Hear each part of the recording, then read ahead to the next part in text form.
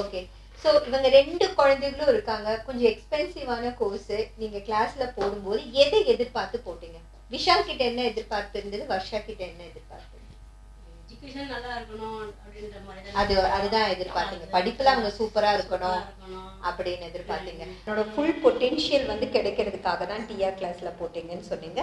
என்ன மாதிரியான சேஞ்சஸ் பார்த்தீங்க? வந்து கெஸ்ட் யாராவது வந்தா வீட்டுக்குள்ள போய் ஒளிஞ்சிக்குவோம். யார்கிட்டயுமே பேசவே மாட்டான். ஓ, முதல்ல கிளாஸுக்கு முன்னாடி அப்படிதான். யார்கிட்டயுமே நானு அவங்க அப்பா இப்ப எல்லார்கிட்டயுமே நல்லா பேசுறான். அந்த வித்தியாசம் உங்களுக்கு தெரியுது. எல்லார்கிட்டயுமே நல்லா பேசுறான். அந்த ஸ்ட்ரீட்ல உள்ளவங்க எல்லாருக்குமே தெரிஞ்சிருக்கு.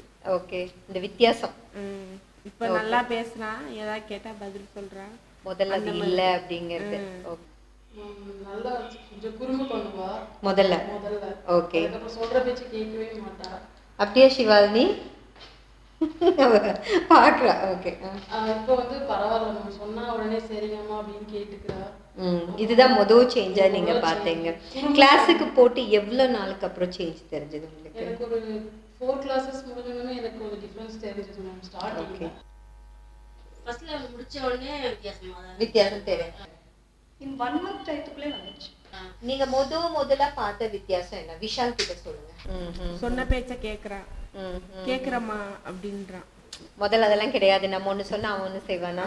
அதாவது காதலையே வாங்கிக்க மாட்டான். ஆனா இப்ப அந்த அளவுக்கு இல்ல. ஓரளவுக்கு ரெஸ்பெக்ட் நல்லா கொடுக்குறான். ரெஸ்பெக்ட். சொன்ன பேச்ச கேக்குறமா அப்படிங்கிறான்.